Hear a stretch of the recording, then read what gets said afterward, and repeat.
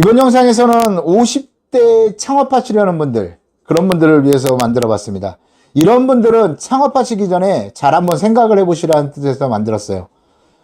요즘에 저희 사관학교도 그렇고 면담 오시는 분들, 신청서 내시는 분들이 보면 남녀를 불문하고 50대 분들이 굉장히 많으세요. 왜 그러냐면 이미 배달 시장은 포화 상태에 이르렀고 또 취업을 하자고 하자니 또 취업이 좀 힘들고, 그러다 보니까 이제 트럭 장사 사관학교에 이제 면담 오셔서 가장 많이 하시는 말이 뭐냐, 내가 왜 트럭 장사를 하려고 하냐면요 하면서 제가 과일을 엄청 좋아합니다, 이런 얘기를 하세요. 이게 굉장히 위험한 얘기거든요. 과일 가게도 마찬가지고 트럭 장사도 마찬가지인데, 과일을 좋아해서 창업하신다는 분들, 이런 분들이 창업을 하면 대체적으로 과일 안 먹어봐요.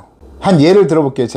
저는 이제 도매시장도 나가고 그러니까, 도매시장 나가보면요, 솔직한 얘기로 이 경매장에서 물건들이 이렇게 나와 있잖아요. 이거 먹어보고 사시는 분들 많지 않습니다. 보통 뭐 사과를 예를 들게요. 사과를 하나 사려고 그러면요, 수십 박스를 먹어봐야 돼요. 이 사람 맛 다르고 이 사람 맛 다르고, 또 똑같은 사람이라도 A라는 사람이 한 박스에 우리는 4다이라고 그러거든요. 40몇 개 들어있는 거랑 50 몇 개 들어있는 거랑 60 몇 개 들어있는 거 맛이 다 다릅니다. 그렇기 때문에 먹어봐야 돼요. 일단 어떻게든지 간에 한번 뜯어가지고 먹어봐야 돼요. 그럴 용기도 있어야 되고, 빈속에 이 과일을 먹잖아요. 요즘 같은 이제 귤이 이제 나오기 시작해요. 귤 먹어보기 시작하면요, 빈속에 먹으면 속이 막 신트름이 올라오거든요. 그래도 먹어봐야 됩니다.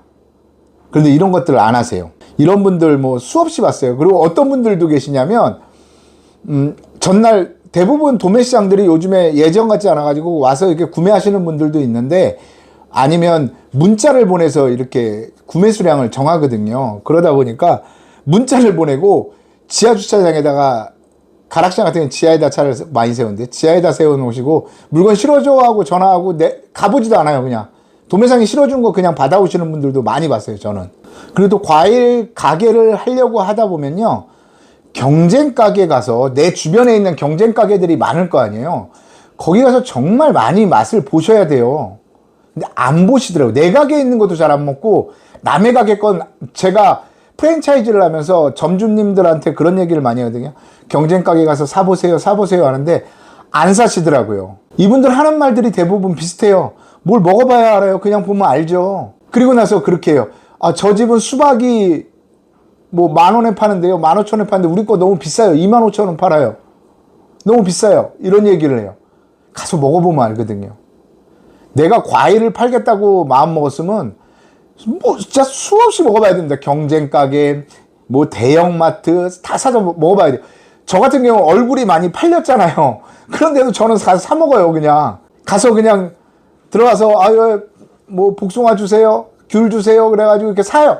그리고 내가 고르지도 않아요. 그분한테 그냥 여기 있는 거 주세요, 그냥 뭐 맛있게 생긴 걸로 주세요. 그래서 먹어봐요. 왜 그러냐면 평균치를 알아야 되니까. 이 집의 평균치가 어느 정도인지를 알아야 될 거 아니에요.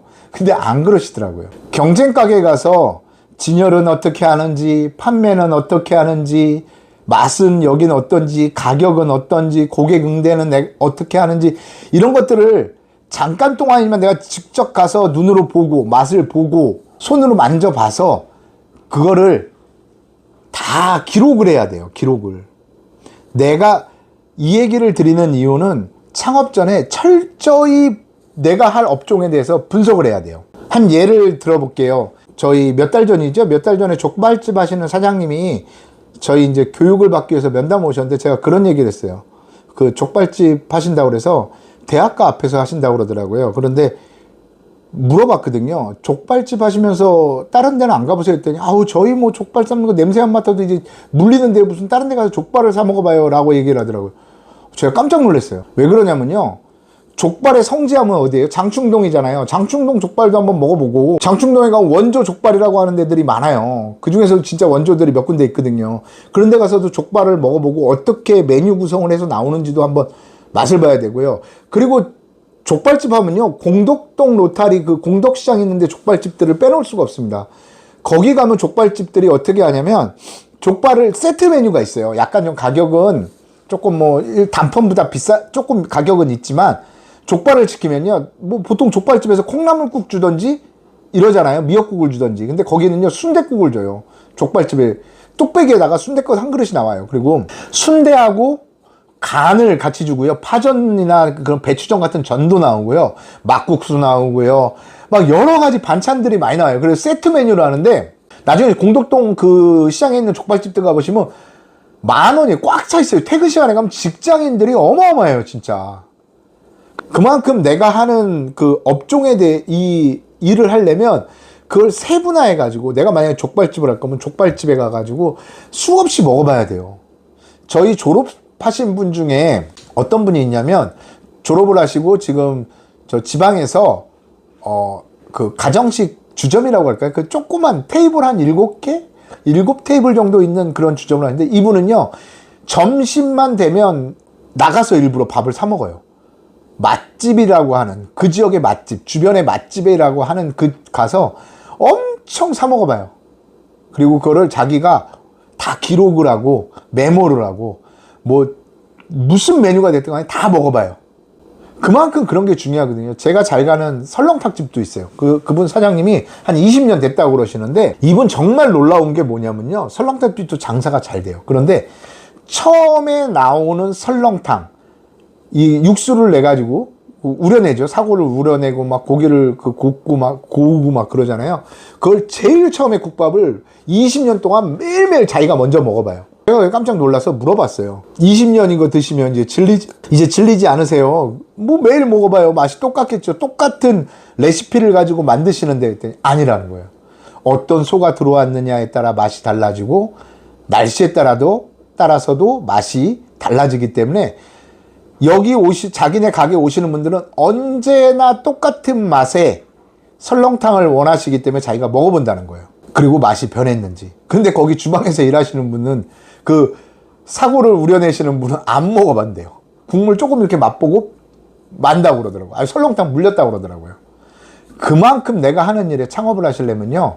그만큼 철저하게 그 업종에 대해서 준비를 하셔야 돼요. 트럭 장사도 마찬가지예요. 트럭 장사도 어느 날은 가면 내가 못 파는 날이 있어요. 왜 그러냐면 내가 뭐 참외를 싣고 갔어. 근데 복숭아를 싣고 온 차한테 밀릴 때가 있어요. 어떨 땐 양말 장사한테 밀릴 때도 있고 어떨 땐 땅콩 장사한테도 밀릴 때가 있어요. 그러면 그게 스승이 되는 거죠. 왜 그 사람은 잘 팔까? 어떻게 해서 판매를 하나? 그런 거를 꼼꼼히 보셔요. 저는 장사할 때 그랬거든요. 저보다 장사를 잘하는 사람이 있으면 그걸 꼼꼼히 봐요. 옆에서 봐요. 제가 많이 팔고 적게 팔고가 중요한 게 아니라 이 사람은 어떻게 장사를 하는지를 자세히 봐요. 그리고 다 메모를 해요. 기록을 해요. 기록. 중요한 거는. 기록을 안 하더라고요. 그런 걸 기록을 해놓은 게 노트 몇 권 분량이에요. 저도. 그런 걸 다 메모를 해가지고 제가 트럭 장사를 선택한 이유가 자주 말씀드리지만 저는 왜 했냐면요.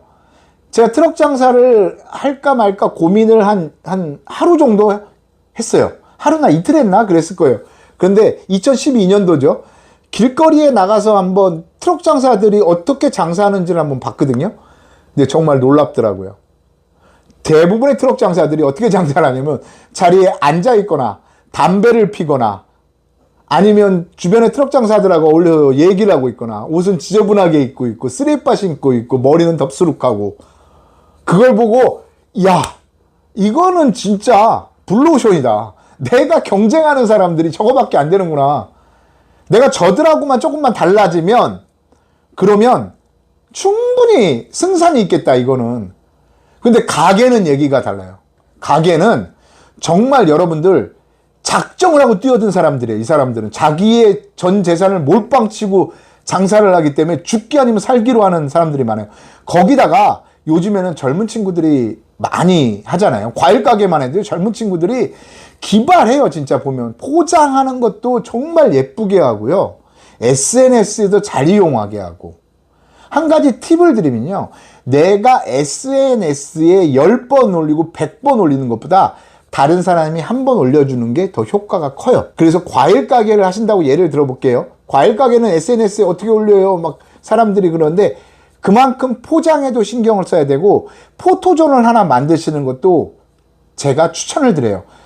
포토존 만들려면 뭐 예쁘게 그런 조화 그 풀 같은 거 있어요. 그거 망 같은 거 저 양재동이나 이런 꽃 도매시장 가면 조합하는데 다 팔거든요. 그게 좀 비싸요. 그런데 그걸 가지고 하고 거울 하나 해놓으셔도 좋고요. 그 앞에 거울 같은 거 예쁜 거 하나 해가지고 소품 같은 거 이렇게 해놓으세요. 사진을 찍었을 때 예쁘게 나올 수 있게 그 거울에 비친 모습이 예뻐지게 뒤에 소품 같은 거 뭐 포토존을 만들어 놓으시면요. 자기들이 사진을 찍게 돼요. 저희는 그렇게 했거든요. 네온으로 맞추는 경우도 있어요. 네온으로 국대 과일이었을 때 국대 과일이라고 맞춰가지고 놔두면 그걸 이렇게 찍어요, 사람들이. 그래서 포토존을 만들어 놓고 여기가 포토존이라고 표시를 해줘야 돼요. 그럼 사람들이 사가면서 사진을 찍어요. 거기가 예쁘게 나오니까. 특히 아이들이 같이 찍을 수 있는 키높이면 더 좋겠고요. 50대 창업하시려는 분들이 정말 그런 말씀들 많죠. 난 이거 할 줄 몰라. 서툴러. 정말 그런데 창업한다는 거. 뭐 트럭 장사도 마찬가지예요. 매일매일이 전쟁이에요, 이게. 하루하루가 경쟁자들과의 치열한 전쟁이기 때문에 그냥 내가 이거 좋아하니까 이런 어설픈 생각으로 뛰어들면요. 큰 코 다치십니다. 트럭 장사도 마찬가지로 그냥 내가 과일을 좋아하니까 나 트럭 장사 해볼래 이렇게 하시면 안 돼요. 철저히 내가 내 생활을 통제할 수 있고 나를 스스로 계속해서 채찍질할 수 있는 그런 분들이 트럭 장사를 하셔야 돼요. 아침에도 일찍 일어나야 되고 술도 가급적이면 안 마셔야 되고 뭐 자기 생활을 철저히 통제하실 수 있는 그런 분들이 트럭 장사를 하셔야 돼요. 안 그러면 길거리에서 보는 그런 흔한 트럭 장사들 있잖아요. 수염 덥수룩 해서 기르고 옷도 막 조끼에 다 막 시커먼 옷에 막 때 묻은 지저분한 옷에 슬리퍼 신고 다니고 모자도 지저분한 거 쓰고 다니고 뭐 야구 모자 같은 거 그렇게 하고 장사하면요 장사 안 됩니다. 누가 봐도 이건 길거리 트럭 장사인데 행색이 깔끔하면요 사람들이 다시 보게 된다니까요. 그리고 말도 조금 다르게 어머님들한테도 이거 사시게요? 이런 투가 아니래요? 이런 투를 하시는 게 아니래요. 세상에서 제일 반가운 사람 만났듯이 어머니 안녕하세요. 어머니 좋은 하루 되세요. 어머니 행복하세요. 뭐 이런 인사도 하시고 그렇게 나를 철저하게 배우가 될 준비가 되신 분들이 그런 분들이 트럭 장사를 하셔야 됩니다. 세상이라는 무대에 내가 올라가 있는 배우가 되셔야 돼요. 오늘 영상 여기까지 하겠습니다.